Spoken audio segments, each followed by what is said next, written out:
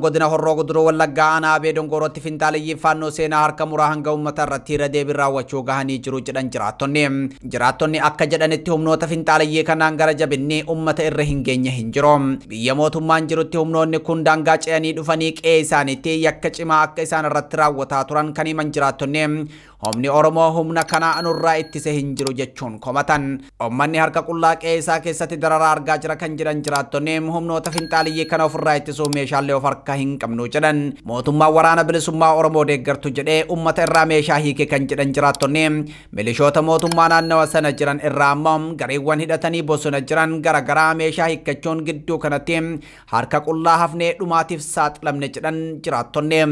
Rakkoo humnoonni finxaaliyyii faannoo isaan irraan gaheem jiraattonni akka itti aanutti dubbatu. Sekarang saat aku dalam hati apa mana aku nak terima kau sampai itu terima jalan jadi dukani mana belajar merante.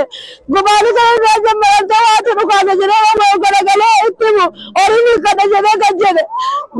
Hari ini kata jadi orang kerja berani dalam kisah dah ini terkan cacat sari ni betul kerja kisah ni deh. Tak kelap kisah ni deh. Abba mati saja tinda betul. Yang aku mati babi.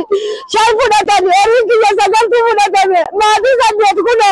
Isya kalau kawagga jadi kawagga terba kawagga jadi nak kawagga kalau makan orang berapa. Baru-baru tu kami nak tilam ni, esok tilam ni. Malu aku Allah ni nama unda Allah aku nak mereka. Kami nak masalah tu dosa. Allah aku nak wajib bandung kau. Wajib aku nak mangkis tilam ni kalau kau bergara wajib kami kau. Akan terjadi kalau kau ada di mana kalau tak ada jasa.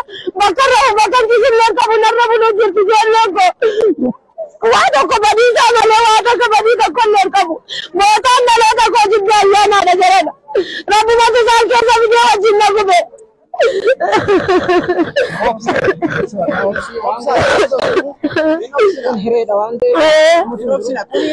Kalau mampu bantu dah Rabu nak video aku bantu aku nama mati nak galas dia dah.